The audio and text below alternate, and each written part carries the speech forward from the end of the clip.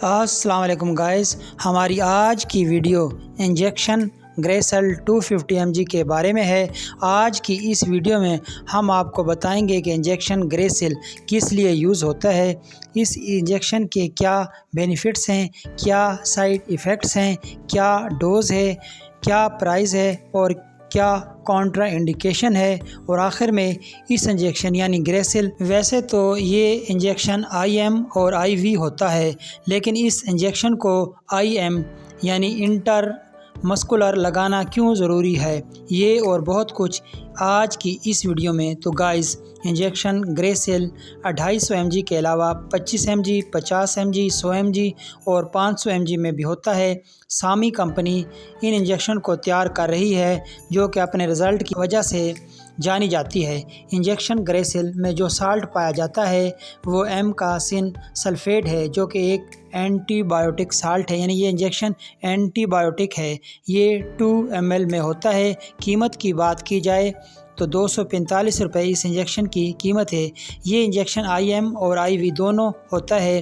اس injection کا استعمال bacteria infection کو روکنے کے لیے کیا جاتا ہے، چاہے وہ کسی قسم کا بھی انفیکشن ہو، جیسے گردوں کا انفیکشن، پھیپھڑوں کا انفیکشن، جوڑوں کا انفیکشن، UTI کا انفیکشن وغیرہ۔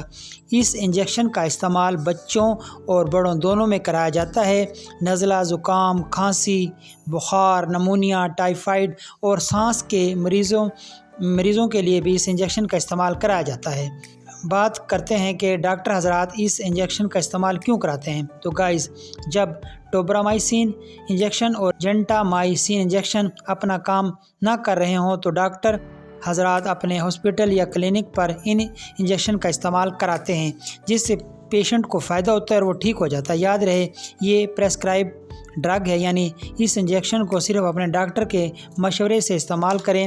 یہ انجیکشن ویسے تو آئی ایم آئی وی دونوں ہوتے ہیں، لیکن اس انجیکشن کو ہمیشہ آئی ایم لگانا چاہیے، کیونکہ آئی وی لگانے سے یہ انجیکشن پینفل ہوتا ہے، اس لیے پیشنٹ کو شدید درد ہوتا ہے، اس لیے اس انجیکشن کو آئی ایم لگانا بہت ضروری ہے، اور اس انجیکشن کو آئی ایم ڈیپ لگانا چاہیے۔ اب بات کرتے ہیں ڈوز کی، تو ایج اور ویٹ اور کنڈیشن پر یہ ڈیپینڈ کرتا ہے۔ عموماً 15 mg پر kg باڈی ویٹ کے حساب سے لگایا جاتا ہے، اور دن میں 2 سے 3 مرتبہ لگایا جا سکتا ہے۔